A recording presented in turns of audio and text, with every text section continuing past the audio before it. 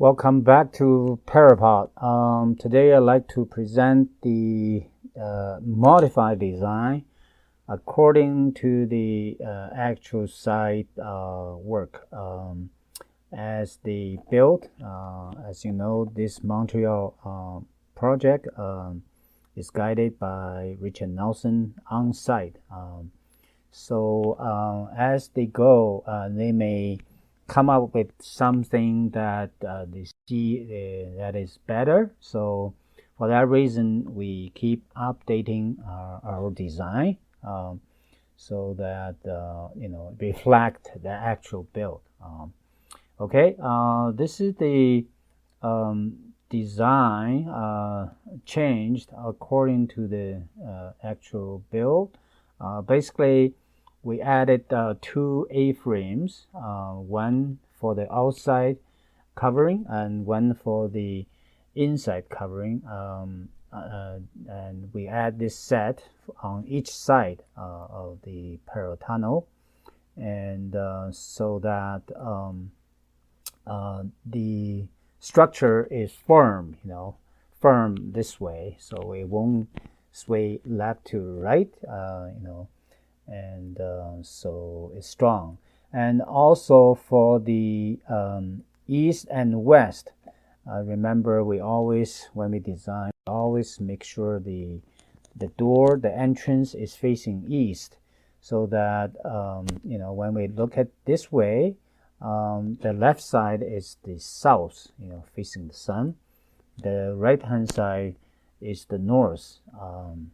And that for that reason, the other side of the entrance is the west. On the west side and the east side, we're going to use the A-frame, two sets of A-frame. One for the inner cover, one for the outside cover, and then in between, we use this truss system, basically simple two beams, and then use the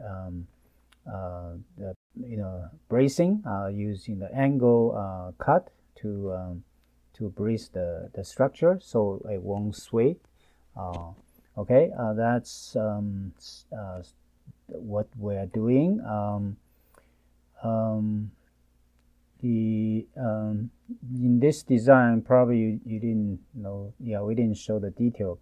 Instead of using a long, a piece of wood, this could be, I think it's 2x4 or 2x6. Doesn't matter. But instead of using long one, we suggest you can use sections. You don't have to use long pieces. You can use short ones, and then we use a long one, basically plywood, cut into the similar width, and then we use that to laminate. Holding the joint together, so that way we don't have to use a long piece of wood. So the same thing for the bottom, and also there's a strip of wood actually at the base of this truss. That's for holding the inner film. Okay, so when we install the inner film, we need something, a strip of wood, to hold it there. So the inner frame will go along this arc to the top, and then going up, and then fold it back and coming down, and then follow the arc to come down to the other side. Okay, so that's what it is. I can show you straight bump slide to explain how the inner layer and the outer layer is installed, and so you understand. So basically we roll the inner layer and the outer layer, on both sides, roll it to the top, and then basically find the center line and then roll it to the top and hold it in place. Do the inner layer first and then the outer layer, okay? And then we can, do other things once we are ready to roll it down, and then we can release the roll, and that's what it is. Okay. So basically, you can understand the whole thing. Yeah, as you can see, we have two buried containers. One is a soap reservoir. This square one, basically it's a tote, and the other one is basically a rain barrel buried. The rain barrel is to collect water condensate. The tote is to contain the soap liquid, okay? And the gutters, we call it gutters, a space built with 2x6 on both sides, and then we lay the a type of tarp, and so that the water we can collect water. And when we install this, the gutters, we make sure the whole thing tilts slightly toward the east. So when the soap bubble bursts and to return to liquid, right, and the liquid will basically won't gather to a great amount, because as long as it forms, it just simply flow to the east side and then drain through the drain hole here. Yeah, so that's how it works. That's it. Everything else the same. Basically, everything else I already explained in previous videos. This is just a video to show the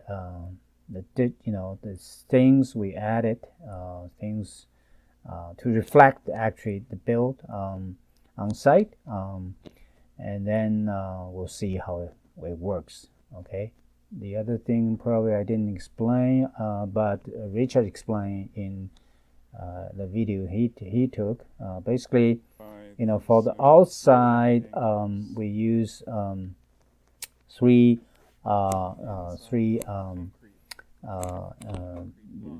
type of anchors.